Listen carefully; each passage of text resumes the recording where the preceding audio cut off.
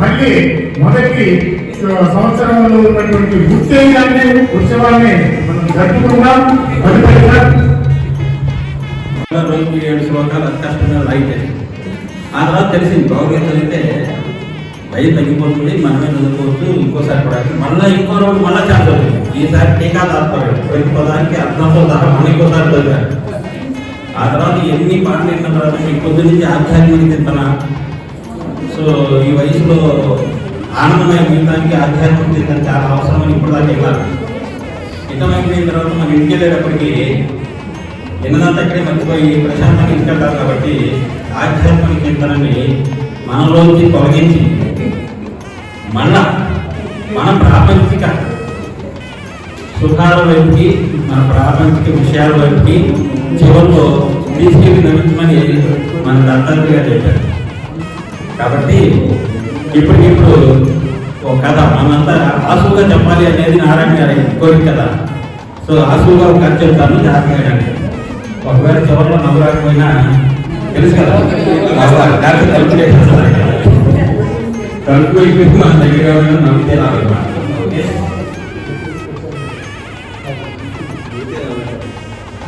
Senior citizens group లో ఒక వ్యక్తి దీన్ని అలా ముందుతో రిటైర్ అయిపోయాడు. హాయిగా 30 ఏళ్ళు పనిచేశాడు. పనిచేసి చివరికి వచ్చే సమయానికి వాడు నాకు మగాడాడు నేను కాబట్టి అప్పుడెప్పుడో మాన్యువల్గా సిబిఎన్ఎం చిన్న చిన్న టెలిఫోన్ పోల్స్ వైర్స్ లాగిన రోజుల్లో నుంచి 3G 4G 5G దాకా తీసుకొచ్చాను. నా వల్ల యూట్యూబ్ చూస్తున్నారు. మొత్తం దేశాన్ని నేనే అవతరించాను. నేనే లేకపోతే అసలు దేశం ఈ స్థాయికి ఎదుగులేదు కాదు అని గర్వంతో రిటైర్ అయిపోయి నెల పెన్షన్ తీసుకుంటున్న వాడి జీవితం ఎలా ఉంటుందో సీనియర్ సిటిజన్ గ్రూప్ పొద్దున్నే లేస్తాడు, సోఫాలో కూర్చుంటాడు, పేపర్ మీద కాలు పెట్టుకుంటాడు, టీవీ ఆన్ చేస్తాడు. సరే చిన్నప్పుడంటే బ్లాక్ అండ్ వైట్ 21 ఇంచెస్ అలా ఉండేది. ఇప్పుడు అందరికీ ఫంక్షన్ దగ్గర ఏడాదిలో డబ్బులు బాగా వచ్చింది కాబట్టి 65 నుంచి 85 దాకా ఏదో ఛానల్ పెట్టుకుని చూస్తూ కాళ్ళు అనుకుంటూ కూర్చుంటే ఇక వాళ్ళ భార్య వస్తుంది. భార్య వచ్చి పొద్దు నుంచి సాయంత్రం దాకా టీవీ చూసుకుంటూ ఖాళీగా కూర్చోపోతే, ఈ ఖాళీగా కూర్చోపోతే అనే వాళ్ళు అండర్లైన్ చేసుకోండి. ఖాళీగా కూర్చోపోతే ఈ వీధి చివరికి వెళ్ళి కాస్త టమాటాలు, కూరగాయలు, ఆకుకూరలు తీసుకున్నామని ఒక ఆర్టీ పడేస్తుంది. దాంట్లో నేను ఇంత దేశాన్ని ఎంసీ అనేది సిబిఎన్ఎం నుంచి 5G దాకా తీసుకొచ్చింది నేనా. సరే తప్పదు కాబట్టి మూసుకుని బయలుదేరి తీసుకొస్తాడు. మళ్ళీ ఒక అరగంట అయిన తర్వాత ఆవిడేదో పని చేసుకుంటూ ఉంటుంది. ఖాళీగా కూర్చోపోతే సాయంత్రం దాకా జీవితం అంతా ఖాళీగా కూర్చోపోతే ఇది మెంటలేకపోయి నేను నా కిందోళ్ళని నడిచాను. ఒక్కోసారి నన్ను చూసి నా పైవాడే పెట్టుకుని వచ్చేవాళ్ళు. ఇది పెట్టిపోతుంది ఇంటికి రాగానే ఇది ఖాళీ కూర్చోపోతే నేను తొట్టాను ఖాళీగా ఉన్నాను అన్నమాట అని చెప్పి తీవ్ర మనోవేదన గురైన వాడు ఇక లాభం లేదు. ఈ మనం ఆధ్యాత్మిక జ్ఞానంలోకి వెళ్ళిపోవాలి. అనవసరంగా ఈ ప్రాపంచిక సుఖాల్లో ఉండిపోయి చచ్చుకుంటున్నాము. ఈ భార్య, ఈ పిల్లలు వెళ్ళేట్టు చేస్తాం, మనం చేసాడు, మనోరంలో చేసింది. ఇక మనకి భార్యతో ఇన్నిసార్లు ఖాళీ కూర్చోపోతే అనిపించుకునే బదులు హాయిగా శుభ్రంగా ఎక్కడన్నా సన్యాసంలో కలిసిపోతే శుభ్రంగా తిరిగి పడుకోవచ్చు. కింద సంవత్సరం చెప్పి మేక కంటే కథనం మారుతుంది. కథ కామనే కథనం మారిందంటే ఇక లాభం లేదని చెప్పి భుజంగం లాంటి ఒక పెద్ద ఆయన కూడా ఇలా ఖాళీగా కూర్చోపోతే విధి తట్టుకోలేక ఆయన ఒక సన్యాసాశ్రమం చేసి వీరంగూడలో గుడి దగ్గర మన వాళ్ళందరినీ ఎవరైతే ఇలా ఖాళీగా కూర్చునే ఉన్నారో వాళ్ళందరూ సన్యాసంలోకి చేస్తున్నారు.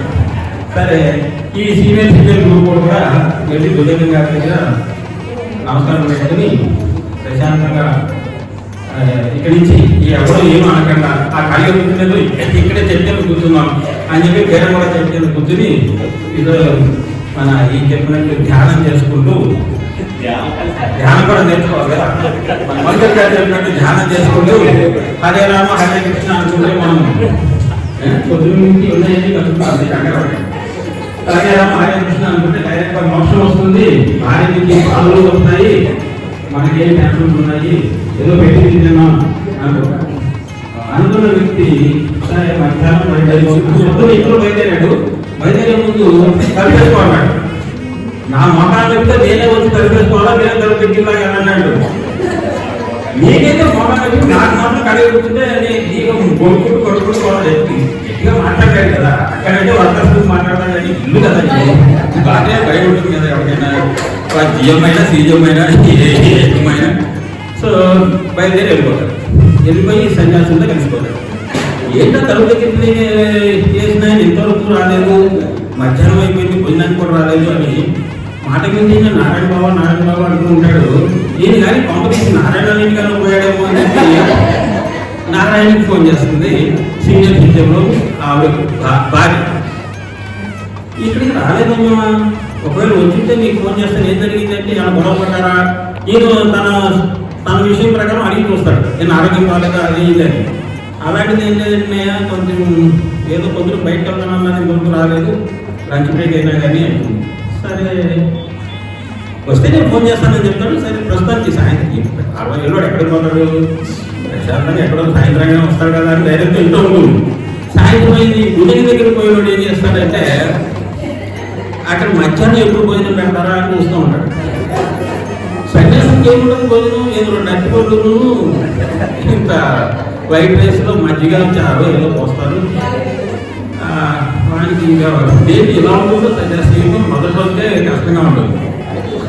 సాయంత్రం ఇప్పుడన్నా టీ ఇస్తారంటే ఎవరు టీ ఇవ్వరు. మళ్ళీ ఇంకోసారి హరే రామ హరే కృష్ణ, ఎంతసేపు అండి హరే రామ హరే కృష్ణ అని మనకి ఏదైనా కాఫీ టీ ఇవ్వాలి కానీ కావాలంటే అంటాం 4 సార్లు అంటాం. మధ్యాహ్నం భోజనం బ్రహ్మాండం పెట్టారు కాబట్టి 5 సార్లు హరే రామ అని అంటాం. కానీ ఏం భోజనం పెట్టకుండా కాస్త చార్మీలు కోసం మధ్యాహ్నం ఉన్నాము, సాయంత్రం కూడా ఒక అరటి పండి పడుకోండి అంటే ఎన్నిసార్లు హరే రామ అంటాం, అనలేం కదా.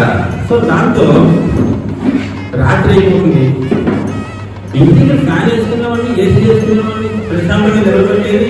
ఇక్కడ పరుపు లేదు, ఫ్యాన్ లేదు, చెక్కలు కొట్టుకోవాలి, దోమలు గీతలు కొట్టుకుంటున్నాయి. కప్పుకోవడానికి ఏమైనా ఇస్తారా అంటే ఉన్నది మీకు అక్కడ ఇంకోటి మీ ఇచ్చారు, అది మీకు కప్పుకోవాలట. ఇది ఎక్కడ తర్వాత ఇక్కడ ఉంటే సరే ఏం చేస్తాం, సన్యాసం తర్వాత చూద్దాము, ఖాళీ కూర్చోపోతే అనేది కూర్చోరా కానీ ఎవరో ఇక్కడే ఉండాలని చెప్పి ధైర్యంగా ఉంటాడు. ఆ రోజు రాత్రి ధైర్యం ఇంటికి మాత్రం భయం పట్టుకుంటుంది. ఏం కొంతమంది కానీ ఇంకొక రాదు, ఏం జరుగుతుంది. మళ్ళా నారాయణకి ఇంకో ఫోన్, అన్నయ్య ఏమన్నా ఈ వచ్చారా, లేదమ్మా పొద్దు కూడా చేసాం, మధ్యాహ్నం కూడా చేసాం, ఇంతవరకు రాలేదా, ఎక్కడికి పోయి ఉంటాను. సరే నేను కనుక్కుంటాను అని చెప్పి మొత్తానికి స్కూటర్ వేసుకుని అటు ఇటు వేరే కూడా చుట్టుపక్కల తెలిసిన ఫ్రెండ్స్ అందరికీ అడిగితే ఇప్పుడేమో ఇది పెట్టాడు కదా సన్యాసం స్వీకరించేది, అక్కడికి వెళ్ళో పోయాడా అని చెప్పి ఏది అడిగితే ఇంతలోకే భుజంగి బ్యాగ్లో ఉన్నాడా అని చెప్పి చూస్తే చెట్టు కింద లుంగి కట్టుకుని పడుకున్నాడు. ఇదేంటయ్యా అని గౌరవ ఇక ఆ లాబీకి ఫోన్ చేస్తాడు. ఆయన సెల్ ఫోన్లు ఉన్నాయి కదా, మీ ఆయన ఎక్కడికి పోలేదు, ఇక్కడే సన్యాసంలో ఉన్నాడు. అదే సన్యాసంలో ఉన్నాడు, అదేంటని లమ్మోని వచ్చేస్తే చెట్టు కింద పడుకున్నాడు, భీష్మించి కూర్చున్నాను, నేను ఇంటికాను ఈయనే పడుకుంటాడు. సో నారాయణ బాబు ఏం చేస్తాడంటే ఆవిడ తీసుకుని భుజంగం దగ్గరికి వెళ్తారు. మొత్తం విషయం ఉందని చెప్పి ఇట్లా చేస్తున్నారంటే నువ్వు ఊరికే అట్లా అనటమ్మా, అందువల్లే అలా చెప్పాడు. నేను కూడా శ్రీలంక దాకా వెళ్ళి మా మామగారితో శాంకరేదేవుని దర్శించుకున్నాను, అయినా కానీ నాకు మోక్షం కంటే ఇంటిగా ఖాళీగా కూర్చోపోతే అనే బాధతోనే నేనే సన్యాసాసనం పెట్టాను. కాబట్టి మీరన్నా అంటాం మానేస్తే ఆయన మీ వెనక్కి పంపిస్తే నేను ఏదో రకంగా రేపు మన నచ్చ చెప్పి ప్రసాదానికి నేను ఎట్టగొట్ట చెప్పి పంపిస్తాను, మీరు వెళ్ళిపోండి, ఇప్పుడు నిద్ర లేకపోతే మళ్ళీ లేనిపోయింది గొడవలవుతాయి అని ఆ పీరం కూడా సన్యాసాసనం నుంచి నేను ఇంటికి పంపిస్తాడు. నారాయణ బాబు అలా తీసుకుని ఇంటికాడికి తింపేస్తాడు. అర్ధరాత్రి 3 అవుతుంది. ఎలా క్లూ ఇస్తున్నారా? కథ కంక్లూజన్ ఇవ్వాలి కదా, మీరు వెనక్కి పంపాలి కదా, ఆధ్యాత్మిక నుంచి వెనక్కి పంపాలి కదా, కథను కొంచెం దృష్టి ఇవ్వాలి. ఎలా అనుకోమా ఓకే మనకి స్పాట్ ఐడియా వస్తుంది కంగారు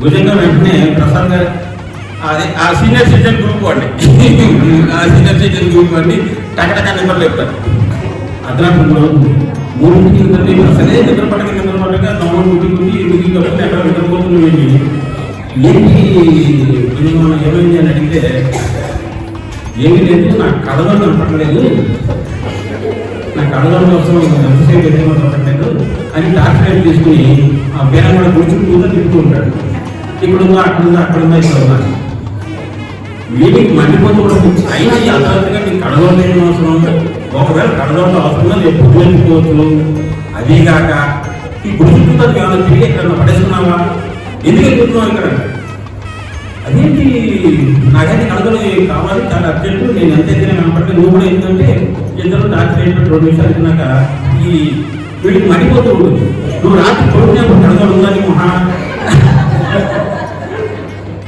అంటే సన్యాసి కోపం వచ్చినప్పుడు ఇంకా గౌరవం ఏముంటుంది నీ మొహాలు ఉందా అక్కడ పెట్టావా ఇక్కడ పెట్టావంటే పొరుగునే వాళ్ళు చెట్టు కింద అక్కడే పెట్టాను చెట్టు కింద అక్కడే పెట్టుకుంటే గురువులతో ఎదిగితే ఎక్కడ దొరుకుతుంది మన చెట్టు కింద నువ్వు పొరుగులతో ఎదిగితే దొరుకుతుంది కదా అంటాడు అది కృష్ణ అన్నమాట అయితే మీరు కూడా చెప్తాడు వెంటనే మన గురువు గారు భుజంగం గారు ఈ వచ్చిన సీనియర్ సిటిజన్ గ్రూప్ ఆయనకి ఏం చెప్పాడంటే ఏదైనా సరే ఎక్కడ పోగొట్టుకున్నామో మనం అక్కడ ఎత్తుకోవాలి కానీ ఎక్కడెక్కడో పోగొట్టుకుని అక్కడెక్కడి ఎక్కితే కళలో ఎక్కడ దొరకదు నీకు ఆనందం కూడా అట్టగే దొరకదు నీ ఆనందం ఎక్కడ పోయింది వీటికి పోయింది అక్కడ ఎత్తుకోవాలి కానీ సన్యాసి గ్రూపులో చెట్టు కింద పెట్టినటువంటి కళలోని గురువులతో ఎదిగితే ఎలా పోయిందో ఇక్కడ సన్యాసి గ్రూప్ ఎదిగితే నీకు ఆనందం ఎక్కడికి దొరుకుతుంది కాబట్టి పొద్దున్నే అనగానే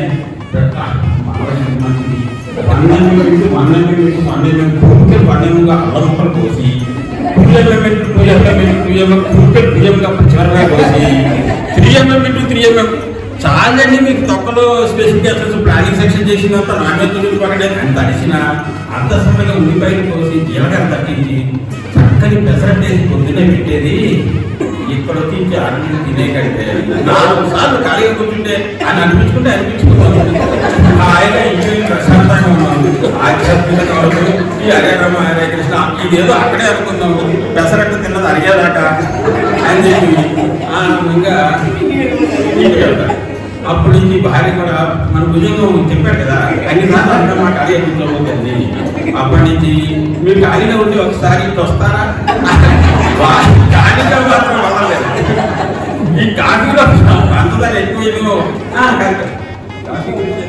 ఈ పచ్చళ్ళు ఉప్పు ఎక్కువైందేమో గోంగూర పచ్చళ్ళు ఉప్పు ఎక్కువైందేమో ఒకసారి చూసి చెప్పండి అని చెప్పి ఖాళీగా కూర్చోబోతే అసలు ఖాళీగా రాగానే ఆమె కూడా పరివర్తన చెంది మీరు ఖాళీగా ఉంటే ఒకసారి వస్తారా అనే పదాన్ని మార్చుకుంటారా వీడికి కూడా ఏదో సాటిస్ఫై అయ్యి మా పర్వాలేదు చెప్పు ఏంటి అని చెప్పి వెళ్ళి సహాయం చేయడం మొదలెట్టి అప్పటి నుంచి ఇద్దరు ఆనందమైన జీవితాన్ని గడిపారు మెల్లిగా భుజంగం కూడా తెలుసుకుని మనం కూడా ఇంటికి వెళ్ళి హాయిగా పెసరట్లు ఇడ్లీ ఉప్మా ఇలాంటి తింటూ హాయిగా ఉండాలి కానీ ఈ చారణలతో ఈ ఆధ్యాత్మిక చింతనొద్దు ఈ చింతనేదో ఇంటి దగ్గర సంసారిక సుఖంలోనే పడదాము అని తెలుసుకుని అందరూ హరే రామ హరే కృష్ణ ఇంటి దగ్గర అనుకుంటూ భార్యాభర్తలతో సుఖంగా ఆనందం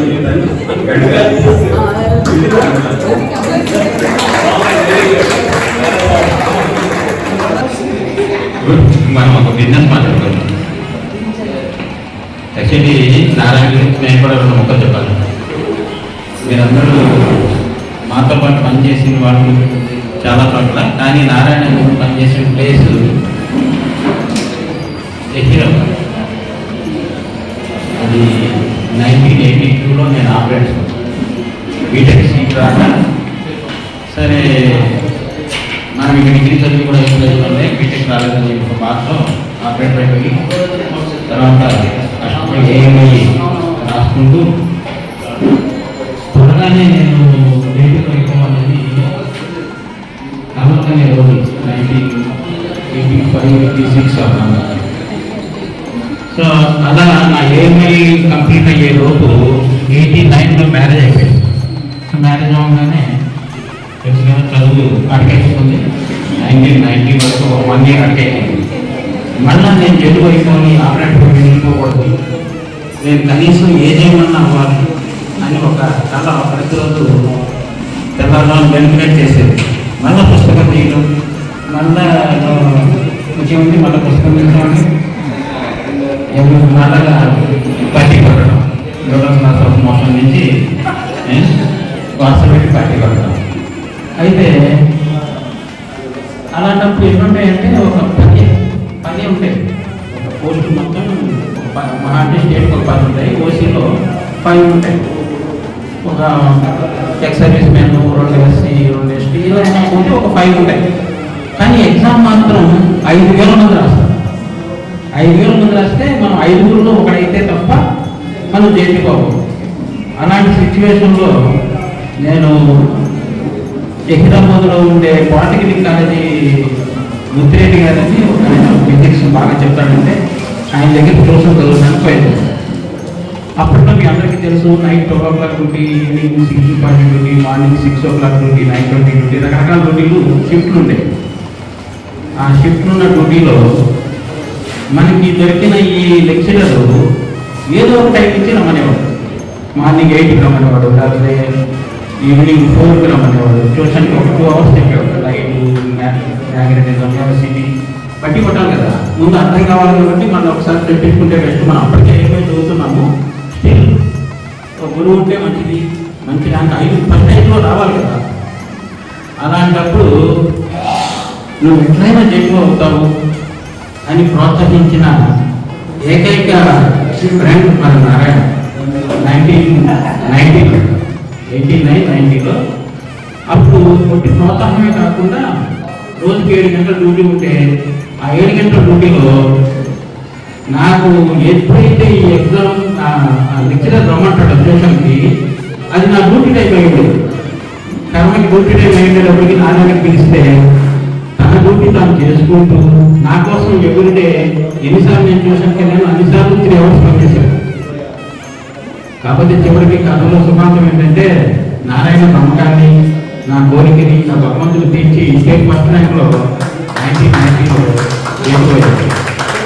తర్వాత తెలవకుండానే ఏ జం దాకా వచ్చి ఏ జంగానే రిటైర్ అయ్యాడు.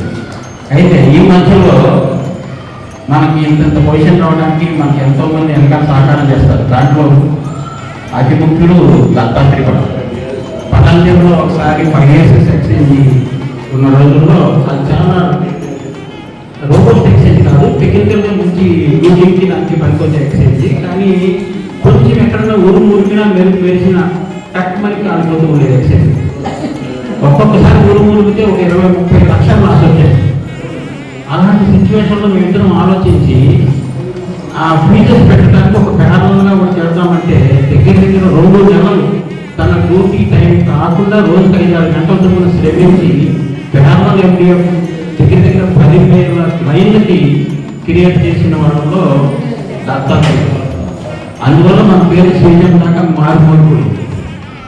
అఫ్కోర్స్ దత్తాత్రేయ కూడా మంచి పేరు సంపాదించుకున్నాడు కంటిన్యూస్. సో మనందరం ఈరోజు శుభ్రంగా ఇంత పొజిషన్ని పుట్టినందుకు వాడు ఏకంగా నారాయణ శ్రీకృష్ణ చేశాడంటే గవర్నమెంట్ జరిగేది కాదు. మనకి కంటిన్యూస్గా మనస్ఫూర్తిగా సేవాభావము లేక ఒక పట్టుదల ఉంటే ఏదో ఒక రోజున డెఫినెట్గా మనందరము మంచి పొజిషన్కి ఎదుగుతాము అనడానికి మనందరం కూడా ఉదాహరణ.